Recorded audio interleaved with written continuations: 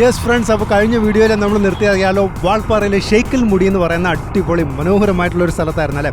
അപ്പോൾ ഇന്ന് ഞാൻ വീണ്ടും അവിടേക്ക് പോവുകയാണ് കേട്ടോ. നല്ല മഴയാണ്, മഴയത്താണ് ദേ നമ്മൾ ആളിയാർ വഴി വാൾപ്പാറ വഴി ഷെയ്ക്കൽ മുടിക്ക് പോവുകയാണ് കേട്ടോ. കാര്യം മലക്കപ്പാറ വഴി പോയാൽ ചിലപ്പോൾ റോഡൊക്കെ ബ്ലോക്ക് കിട്ടാൻ ചാൻസ് ഉണ്ട് ഈ മഴയത്ത്, അതുകൊണ്ടാണ് ഞാൻ ഈ വഴി എടുത്തത്.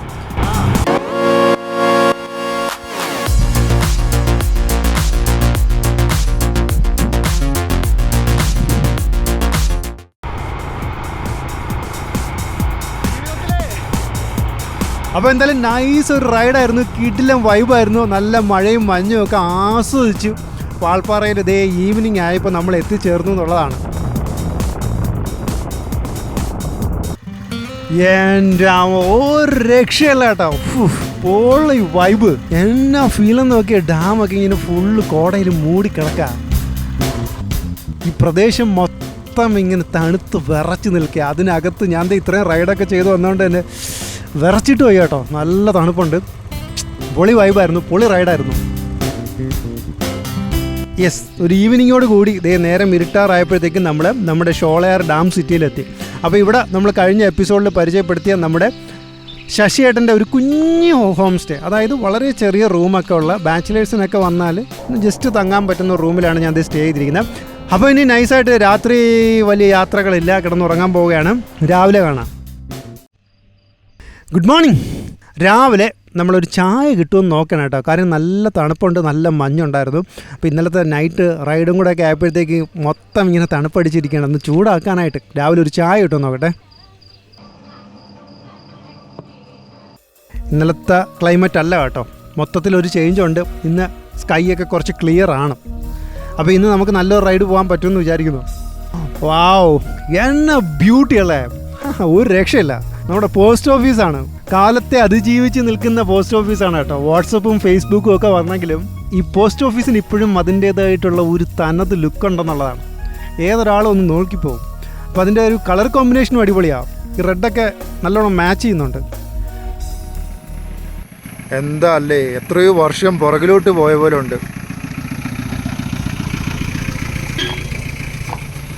നമ്മുടെയൊക്കെ നാട്ടിൽ ഇന്ന് ഇങ്ങനെ റോഡിലൂടെ ഈ ഒരു അംബാസിഡർ കാർ ഓടുന്നത് കാണാൻ പറ്റുമോ? അയ്യോ, ഭയങ്കര ഒരു നൊസ്റ്റാൾജി ആയിപ്പോയി കേട്ടോ ആ ഫ്രെയിമൊക്കെ. യെസ്, അപ്പോൾ ആ മഞ്ഞ് മൂടിയ ഗ്രാമം എനിക്കൊന്ന് കണ്ട് കൊതി തീർന്നില്ല കേട്ടോ. കാരണം അവിടെ ഇനി ഒരുപാട് കാഴ്ചകളുണ്ട്. ആ തേയിലത്തോട്ടങ്ങളുടെയൊക്കെ മനോഹരമായിട്ടുള്ള കാഴ്ചകളുണ്ട്. ആ വഴികളൊക്കെ അടിപൊളിയാണ്. അപ്പോൾ മഞ്ഞൊന്ന് തോർന്നു, മഴയൊന്ന് തോർന്നു. ഇവിടുത്തെ ക്ലൈമറ്റ് അറിയാമല്ലോ, 10 മിനിറ്റ് അല്ലെങ്കിൽ അരമണിക്കൂർ ഇടവിട്ട് ഇങ്ങനെ മാറിക്കൊണ്ടേയിരിക്കും. അപ്പോൾ ആ നമ്മൾ നേരത്തെ ബസ്സിൽ പോയ ഗ്രാമം എനിക്കൊന്ന് ബൈക്കിൽ എക്സ്പ്ലോർ ചെയ്യണമെന്ന് തോന്നി. കുറച്ചൊക്കെ അടുത്ത് പോയി ഇന്ന് ആ കാഴ്ചകളൊക്കെ ഒന്ന് ആസ്വദിക്കണമെന്ന് തോന്നി. അവിടത്തേക്കാണ് നമ്മൾ പോകാൻ പോകുന്നത് കേട്ടോ.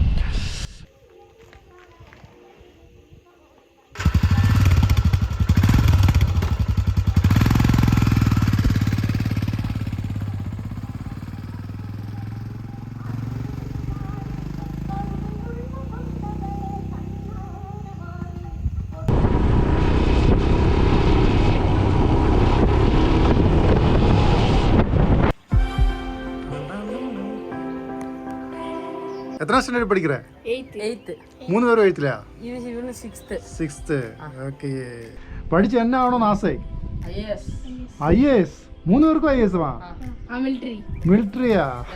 വാവ്, ഗുഡ്. പൊളി. നീ IAS ആവുമ്പോ എന്നെ ഗവനിക്കുമാ? ഞാൻ വന്ന് കേരളയിൽ ഇരിക്കേ.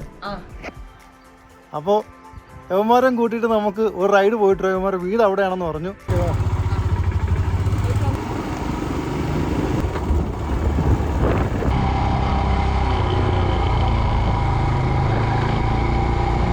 ஹாய் ஃப்ரெண்ட்ஸ், நல்ல எனர்ஜெட்டிக்காக சொல்லுங்க. இப்போ நம்ம முருகாளி எஸ்டேட்டில் தான் இருக்கிறோம். இப்போ இங்கே வந்து நிறைய டீ தூள் தயாரிக்கிற தேயிலை எல்லா இடமும் இருக்குது.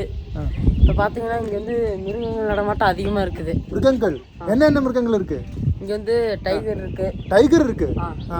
அப்புறம் வந்து சீட்டா. ஓகே. அப்புறம் எலிஃபண்ட். ஓ. அப்புறம் மங்கீஸ் எல்லாமே இருக்கு. ஓகே. அப்புறம் கரடி. நீ ஏதாவது பார்த்துருக்கீங்களா? பார்த்துருக்கோம். என்ன பார்த்துருக்க? எலிஃபண்ட். அப்போ உங்களுக்கு வந்து எலிஃபண்ட் பார்க்கும்போது இது இல்லையா, பயம் இல்லையா? பயம் இருக்காது. பக்கத்தில் நிக்கும்போது என்ன பண்ணுவீங்க? நீங்க பக்கத்து போக மாட்டேன். அப்போ வந்து கம்பெனிலேருந்து ட்ரக் வரும். ട്രക്ക് കാട്ടുക്കുള്ള ஓ துரத்திடும். அப்போ நீங்கள் ஸ்கூலு விட்டு நடந்து தானே வருது அங்கேருந்து இங்கே?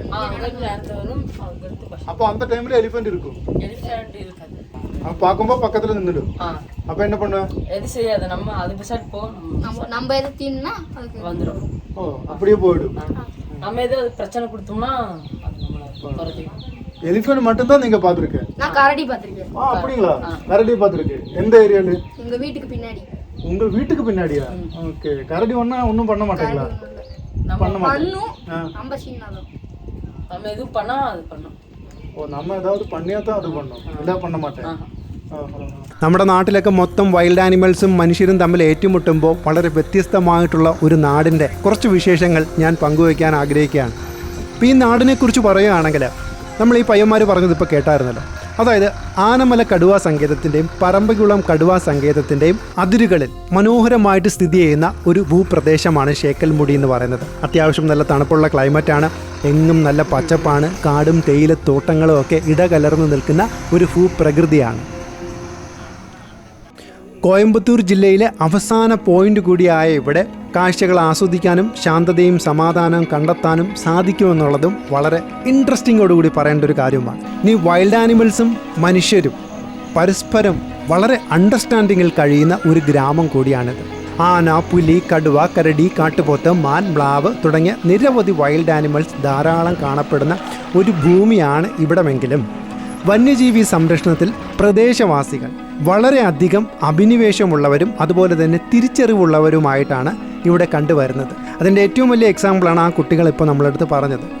അതായത് ഇവിടെ വന്നാൽ നമ്മൾക്ക് കാണാൻ കഴിയുന്നതെന്ന് പറയുന്നത് സൂര്യനുള്ളപ്പോൾ മനുഷ്യർക്കും സൂര്യൻ വിട വാങ്ങാറാകുമ്പോൾ ആ മനുഷ്യർ തിരക്കിട്ട് വന്യമൃഗങ്ങൾക്ക് വഴിമാറിക്കൊടുത്ത് സ്വന്തം കൂട്ടിലേക്ക് കയറുന്ന കാഴ്ചയാണ് ഇവിടെ നമുക്ക് കാണാൻ സാധിക്കുന്നത്. അതായത് പകൽ മുഴുവൻ മനുഷ്യർക്കും രാത്രി മുഴുവൻ വൈൽഡ് ആനിമൽസിനും സ്വതന്ത്രമായി വിരഹിക്കാൻ കഴിയുന്ന ഒരിടം. ഇനി ചിലപ്പോഴൊക്കെ വിശപ്പിൻ്റെ വിളി മൃഗങ്ങളുടെ ഷിഫ്റ്റൊക്കെ ഒന്ന് മാറ്റിയേക്കാം, ചിലപ്പോൾ ഒരു ഓവർ ടൈം എടുത്തേക്കാം. അങ്ങനെയാണെങ്കിൽ കൂടി അത് മനുഷ്യരങ്ങ് ക്ഷമിക്കുമെന്നുള്ളതാണ്. ഈ പകൽ സമയങ്ങളിലൊക്കെ ചിലപ്പോൾ വഴി തെറ്റി എത്തുന്ന വൈൽഡ് ആനിമൽസിനെ കണ്ടാൽ, അല്ലെങ്കിൽ കുറച്ചു നേരം കൂടുതലെടുക്കുന്ന വൈൽഡ് ആനിമൽസിനെ കണ്ടാൽ, ഇപ്പോൾ സ്കൂൾ കുട്ടികളാണെങ്കിൽ പോലും അവർ വഴി മാറിപ്പോകും, അതിനെ ഡിസ്റ്റർബ് ചെയ്യാതെ വഴി മാറിപ്പോകും. അല്ലെങ്കിൽ ആ വൈൽഡ് ആനിമൽസ് മാറിപ്പോകുന്നത് വരെ അവർ ക്ഷമിച്ച് ഇവിടെ തന്നെ നിൽക്കുമെന്നുള്ളതാണ്. സത്യത്തിൽ ഈ ക്ഷമ എന്ന് പറയുന്നത് ഒരു കഴിവുകേടായിട്ടാണ് നമ്മളിൽ പലരും കാണുന്നത്. എന്നാൽ ലോകത്തിലെ ഏറ്റവും കരുത്തുള്ള വാക്കാണ് ക്ഷമ. Patience is the road to wisdom എന്നല്ലേ. അതുകൊണ്ട് തന്നെ മനുഷ്യരും മൃഗങ്ങളും ഇവിടെ പരസ്പരം ക്ഷമിക്കുകയും ബഹുമാനിക്കുകയും ചെയ്യുന്നു എന്നുള്ളതാണ്. പരസ്പര ബഹുമാനം ഉള്ളതുകൊണ്ട് തന്നെയാണ് ഇത്രയും വൈൽഡ് ആനിമൽസ് ഉള്ള ഈ ഒരു ഭൂമിയിൽ മനുഷ്യരും അവരും തമ്മിൽ വലിയ പ്രശ്നങ്ങളൊന്നുമില്ലാതെ അങ്ങനെ കടന്നു പോകുന്നത്. സോ ഈ ഒരു നാട് നിങ്ങൾക്ക് മുന്നിലേക്ക് പരിചയപ്പെടുത്തണം എന്നുള്ളത് എൻ്റെ ഒരു ആവശ്യമായിരുന്നു. കാരണം ഇത്രയും വൈൽഡ് ആനിമൽസും മനുഷ്യരും ഒരുമിച്ച് പോകുന്ന, ഒരു പ്രശ്നങ്ങളും ഇല്ലാതെ പോകുന്ന ഒരു നാടാണ് ഷേക്കൽമുടി എന്നുള്ളത്.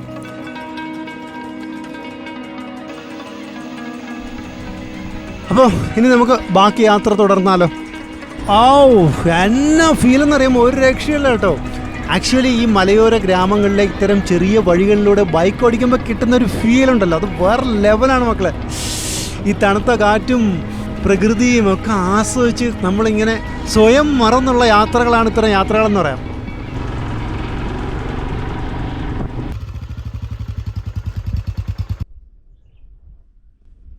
ഇങ്ങനെ ഒരു ഫാക്ടറി നിങ്ങൾ മലക്കപ്പാറ വരുമ്പോൾ കണ്ടിട്ടുണ്ടോ? ഈ ഒരു ഫാക്ടറി നമുക്ക് എല്ലാവർക്കും കാണാൻ പറ്റും. മലക്കപ്പാറ ടൗൺ എത്താറാകുമ്പോൾ ഈ ഒരു ഫാക്ടറി ലെഫ്റ്റ് സൈഡിലായിട്ട് നമുക്ക് കാണാൻ പറ്റും അല്ലേ. മലക്കപ്പാറയുടെ ഒരു ഐഡൻറ്റിറ്റിയാണ് ഈ ഫാക്ടറി എന്ന് പറയാം. അപ്പോൾ ഞാനിപ്പോൾ നിൽക്കുന്നത് ഈ ഫാക്ടറിയുടെ ഓപ്പോസിറ്റ് സൈഡിലാണ്. അതായത് ഈ ഫാക്ടറിയുടെ ബാക്ക് സൈഡാണ് നിങ്ങൾ കാണുന്നത്. ഞാനിപ്പോൾ നിൽക്കുന്നത് ഈ ഫാക്ടറിയുടെ മുന്നിലത്തെ സൈഡാണ്. ഈ സൈഡാണ് ശരിക്കും പറഞ്ഞാൽ നമ്മുടെ ഷേക്കൽമുടി അതുപോലെ തന്നെ മുരുകാളി എസ്റ്റേറ്റിനൊക്കെ പോകുന്നത് കേട്ടോ. ഇത് കണ്ടോ, ഇതെന്ത് മരമാണെന്ന് ആർക്കെങ്കിലും പറയാൻ പറ്റുമോ? ഇത് തേയിലയുടെ മരമാണ്. തേയില ശരിക്കും പറഞ്ഞാൽ ഒരു മരമാണ് കേട്ടോ. നമ്മളിങ്ങനെ താഴ്ന്നു നിൽക്കുന്നതായിട്ട് അതിനെ കാണുന്നെങ്കിലും അതിനെ അങ്ങനെ വെട്ടി നിർത്തുന്നതുകൊണ്ടാണ് അത് ആ ഒരു ഹൈറ്റിൽ തന്നെ നിൽക്കുന്നത്.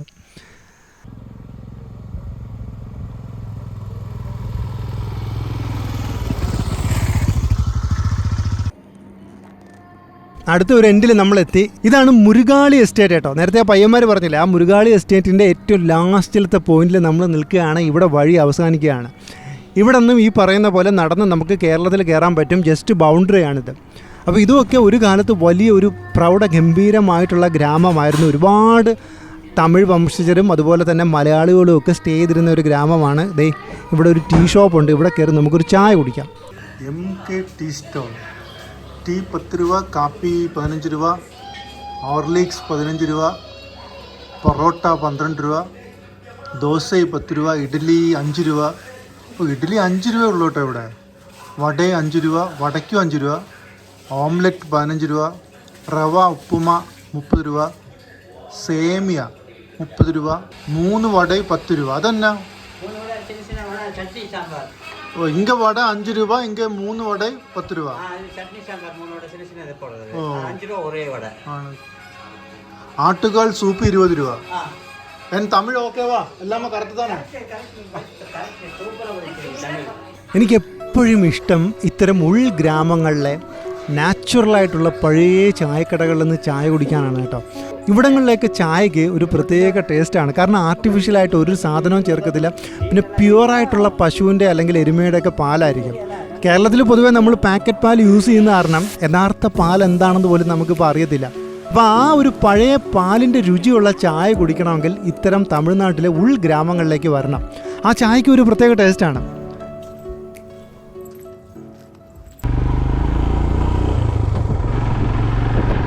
ദേ ഇവിടെ ഒരു ചെറിയ ഷോപ്പ് കാണുന്നുണ്ട്. എൻ്റെ ഊഹം ശരിയാണെങ്കിൽ ഇതും ഒരു മലയാളികളുടെ കട ആയിരിക്കണം. ഇത് ഇവിടുത്തെ ഒരു ടൈലറിങ് ഷോപ്പാണ്. നമ്മുടെ നാട്ടിലേക്ക് പോലെ സൗകര്യങ്ങളൊക്കെ എല്ലാം ഇവിടെ ഉണ്ട്. പക്ഷേ അതിൻ്റെ രൂപത്തിൽ മാത്രമാണ് വ്യത്യാസം അല്ലേ. ചെറിയ ചെറിയ കടകളാണെന്നേ ഉള്ളൂ. പക്ഷെ എത്ര നീറ്റായിട്ടാണ് അവർ അടുക്കി ഇട്ടിരിക്കുന്നത് എന്നുള്ളതാണ്. അവിടെ നിന്ന് ഇങ്ങനെ പൊയ്ക്കൊണ്ടിരുന്നപ്പോഴേ വളരെ വ്യത്യസ്തമായിട്ടുള്ള ഒരു ചെറിയ കോവിൽ കണ്ടു, ഒരു ചെറിയ ടെമ്പിൾ.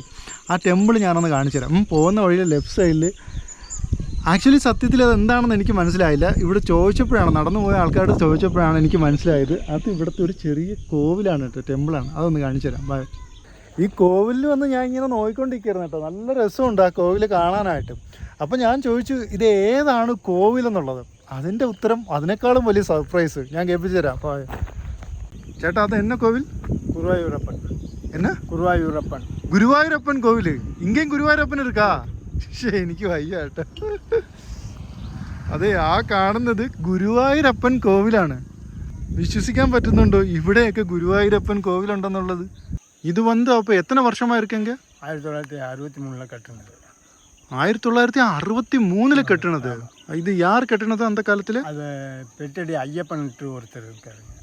എന്റെ അയ്യപ്പൻ പെട്ടി അടിച്ചിട്ട് ഫാക്ടറിയില്ല പെട്ടി അടിച്ചിട്ടിരുന്ന ഒരു കെട്ടുന്നാറ്. ഓ, അവർ കെട്ടണാറ്. ലോകത്തിലെ തന്നെ ഏറ്റവും ചെറിയ ഗുരുവായൂർ ക്ഷേത്രമായിരിക്കും ഇത് കേട്ടോ. നമ്മൾ അറിയാത്ത എന്തൊക്കെ കാഴ്ചകളും എന്തൊക്കെ നാടുകളുമാണ് ഉള്ളതല്ലേ. ലോകം മുഴുവൻ സഞ്ചരിക്കുന്ന മലയാളികൾ കാണാത്ത എത്രയോ കാഴ്ചകൾ നമ്മുടെ നാട്ടിലുണ്ടെന്നുള്ളതാണല്ലേ. ആക്ച്വലി നമ്മൾ എന്തൊക്കെ പറഞ്ഞാലും ഉണ്ടല്ലോ, നമ്മളെ കാരണം തന്നെയാണ് വൈൽഡ് ആനിമൽസൊക്കെ ട്രാവൽ ചെയ്തുകൊണ്ടിരിക്കുന്നത് കേട്ടോ. അതായത് ഞാൻ ഇവിടെ ചോദിച്ചു ഇവിടെ ആനയൊക്കെ ഉണ്ടോയെന്ന് ചോദിച്ചപ്പോൾ പറഞ്ഞില്ല, ഏറ്റവും കൂടുതൽ ആന വരുന്നത് ഒരു ജനുവരി മാസത്തിലൊക്കെയാണെന്ന്. അതെന്താണെന്ന് ചോദിച്ചപ്പോഴാണ് മനസ്സിലായത്. ജനുവരിയിൽ വരും, കാർത്തിക മാസം, டிசம்பர் ஜனவரியில் தான் வரும். ஏன் அந்த டைமில் மட்டும்? அது ஐயப்பன் கோயில் இருக்கிறதுனால அந்த பக்கம் இருந்து வரும். ஓ, சபரிமலை.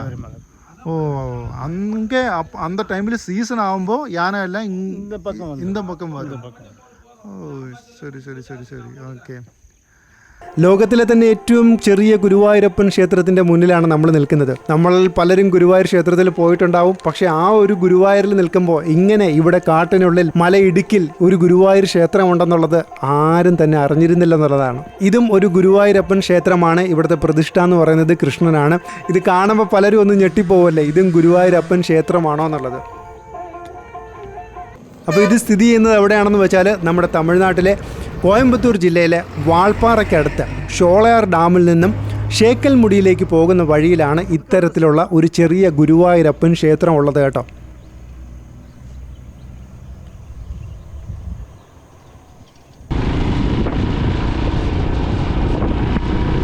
കഴിഞ്ഞ തവണ നമ്മൾ വന്നപ്പോൾ എന്തോരം കോടയായിരുന്നല്ലോ ഇവിടെ. ഇപ്പോഴാണെങ്കിൽ കോടയുടെ ഒരു അംശം പോലും ഇല്ല. പറയാൻ പറ്റത്തില്ല കേട്ടോ. ജസ്റ്റ് ഈ ഒരു ദിവസം മാത്രമാണെന്ന് തോന്നുന്നു. എനിക്ക് കാഴ്ചകൾ കാണിച്ചു തരാൻ വേണ്ടിയിട്ടാണെന്ന് തോന്നുന്നു ഇത്രയും ക്ലിയർ സ്കൈ ആയിട്ട് നിൽക്കുന്നത്. അപ്പോൾ എന്തായാലും ഇവിടുത്തെ കാഴ്ചകളൊക്കെ ഇഷ്ടപ്പെട്ടില്ലേ? ഷോളയാർ ഡാമിൻ്റെ അവിടെ നിന്നാണ് നമ്മൾ യാത്ര സ്റ്റാർട്ട് ചെയ്തത്. ഏകദേശം ഷേക്കൽമുടിയിലേക്ക് ഒരു 10 കിലോമീറ്ററാണ് വരുന്നത്. ഇനി നമുക്ക് മുന്നേക്ക് പോയാലോ? അടുത്തതായിട്ട് ഷേക്കൽമുടി എന്ന ഷോളയാർ ഡാം സിറ്റിയിലേക്ക് തിരിച്ച് യാത്ര നടത്തിയപ്പോൾ ഞാൻ കണ്ട വളരെ വ്യത്യസ്തമായിട്ടുള്ള ഒരു കാഴ്ച, ഏറെ കൗതുകകരമായിട്ടുള്ള ഒരു കാഴ്ചയാണ് നിങ്ങളോട് ഷെയർ ചെയ്യുന്നത് കേട്ടോ. അതായത് ഷേക്കൽമുടിയിലെ കാഴ്ചകളൊക്കെ അവസാനിപ്പിച്ചിട്ട് നമ്മൾ ഷോളയാർ ഡാമിലേക്ക് തിരികെയായിരുന്നു. ഏകദേശം കുറച്ച് ദൂരം പിന്നിട്ടപ്പോൾ പെട്ടെന്നാണ് ഒരു വളവളഞ്ഞപ്പോൾ ഒരു ബസ്സിൻ്റെ പുറകെ ഓടുന്ന ഒരു നായെ ഞാൻ ശ്രദ്ധിച്ചത്. ആദ്യ മാത്രയിൽ ഞാനത് നിസ്സാരമായി കണ്ടു. കാരണം നമ്മുടെയൊക്കെ നാട്ടിൽ പലപ്പോഴും ഇത്തരം നായകളൊക്കെ നമ്മുടെ ബൈക്കിൻ്റെ പിന്നാലെയും കാറിൻ്റെ പിന്നാലെയൊക്കെ കുറച്ച് ദൂരം ഓടാറുണ്ടല്ലേ, കുറച്ചുകൊണ്ട് ഓടാറുണ്ട്. അത് കഴിയുമ്പോൾ അവ അങ്ങ് സൈഡ് ആവാറുണ്ട്. അതുപോലെ ഇവനും കുറച്ച് കഴിയുമ്പോൾ സൈഡ് ആവുമെന്നാണ് ഞാൻ കരുതിയത്. പക്ഷേ എൻ്റെ പ്രതീക്ഷകളെയൊക്കെ തെറ്റിച്ചുകൊണ്ട് ഇവൻ ആ ഓട്ടം അവസാനിപ്പിക്കാതെയായി. അതായത് ഏകദേശം ഒരു 500 മീറ്ററൊക്കെ കഴിഞ്ഞപ്പോൾ എനിക്ക് മനസ്സിലായി ഇത് അത്തരത്തിൽ നിസ്സാരമായിട്ടുള്ള ഒരു ഓട്ടമല്ല, വേറെന്തോ ഒരു കാര്യമുണ്ട്. അതാണ് ഈ ബസ്സിൻ്റെ പുറകെ ഇവനിങ്ങനെ ഓടി വരുന്നതെന്നുള്ളത് മനസ്സിലായി. അങ്ങനെ ഞാനും എന്ത് ചെയ്തു, ഈ ബസ്സിൻ്റെ പുറകെ ഇവൻ്റെ പുറകെ തന്നെ ബൈക്ക് വെച്ച് വിട്ടു. എന്താണ് ഇതെന്ന് അറിയണമല്ലോ. എന്തായാലും ഒരു കുറച്ച് സമയം കഴിയുമ്പോഴത്തേക്ക് എവിടെയെങ്കിലും ബസ് നിർത്തും. അപ്പോൾ ഇവന് നിർത്തുമായിരിക്കും. അപ്പോൾ എന്താണ് ഇവൻ ഈ പുറകെ ഓടുന്നതെന്നുള്ള റീസൺ അറിയാൻ പറ്റും.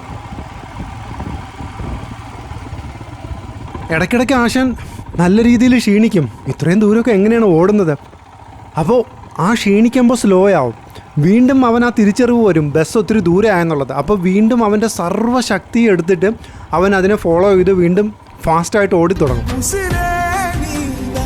പിന്നെ എടുത്തു പറയേണ്ടതെന്ന് പറയുന്നത് ഈ റോഡിൻ്റെ കണ്ടീഷനായിരുന്നു. പല പാറ്റേൺ ആയിരുന്നു റോഡ്. ചില സ്ഥലത്ത് നല്ല ടാറുള്ള റോഡാണ്, ചില സ്ഥലത്ത് കുണ്ടും കുഴിയൊക്കെ ഉള്ള റോഡ്, ചില സ്ഥലത്ത് എത്തുമ്പോഴത്തേക്ക് നല്ല പൊടിയുള്ള റോഡ്.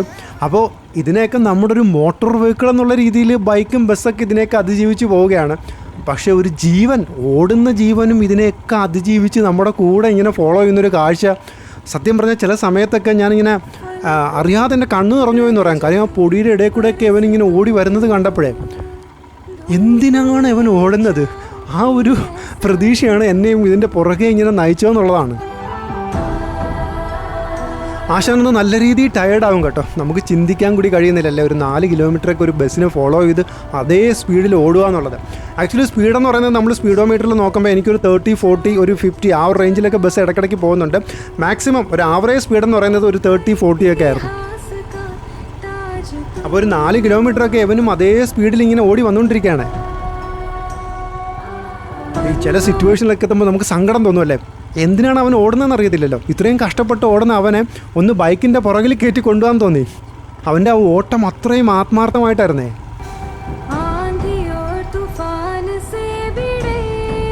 പിന്നെ എന്നെ ഏറ്റവും കൂടുതൽ അത്ഭുതപ്പെടുത്തിയെന്ന് പറഞ്ഞാൽ ഒരു പെർട്ടിക്കുലർ ടൈം വരെ, ഏകദേശം ഒരു 4-5 കിലോമീറ്റർ വരെ അവൻ ബസ്സിൻ്റെ പിന്നാലെ മാത്രമാണ് ഓടിയിരുന്നത്. ജസ്റ്റ് ഒരു ഫ്രാക്ഷൻ ഓഫ് സെക്കൻഡിൽ അവൻ നേരെ ബസ്സിനെ ഓവർടേക്ക് ചെയ്യാൻ തുടങ്ങി.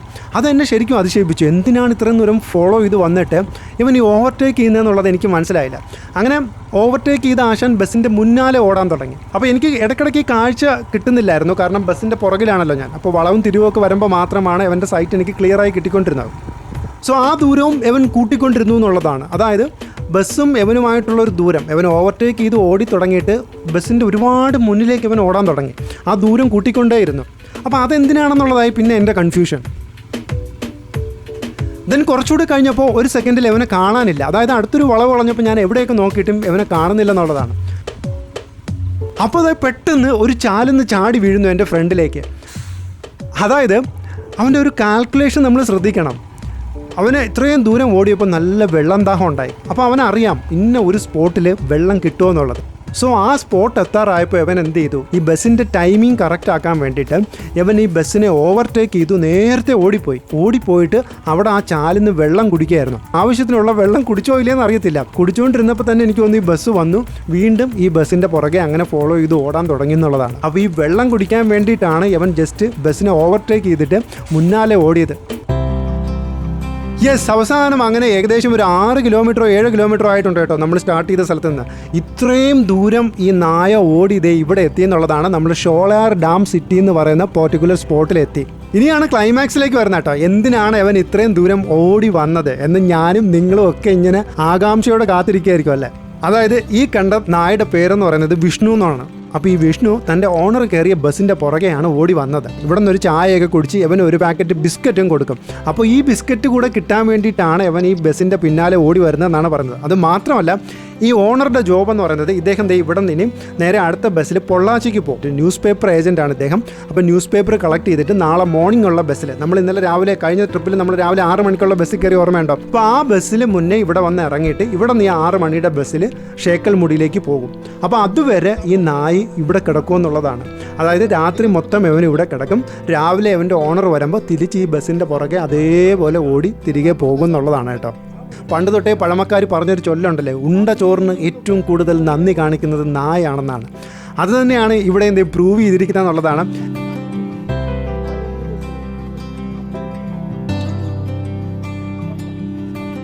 എന്തായാലും ഞാൻ ഇത്രയും കാലം നടത്തിയ യാത്രകളിൽ വളരെ വ്യത്യസ്തമായിട്ടുള്ള ഒരു യാത്രയായിരുന്നു ഈ വിഷ്ണുവിൻ്റെ കൂടെ ഷേക്കൽമുടിയിൽ നിന്ന് ഷോളയാർ വരെയുള്ള ഏകദേശം ഒരു 6-7 കിലോമീറ്റർ എന്ന് പറയാം. വളരെ വ്യത്യസ്തമായിട്ടുള്ള ഒരു നാടും വളരെ വ്യത്യസ്തമായിട്ടുള്ള ഒരു നായും ഒക്കെ നമ്മൾ ഈ യാത്രയിൽ പരിചയപ്പെട്ടെന്നുള്ളതാണ്.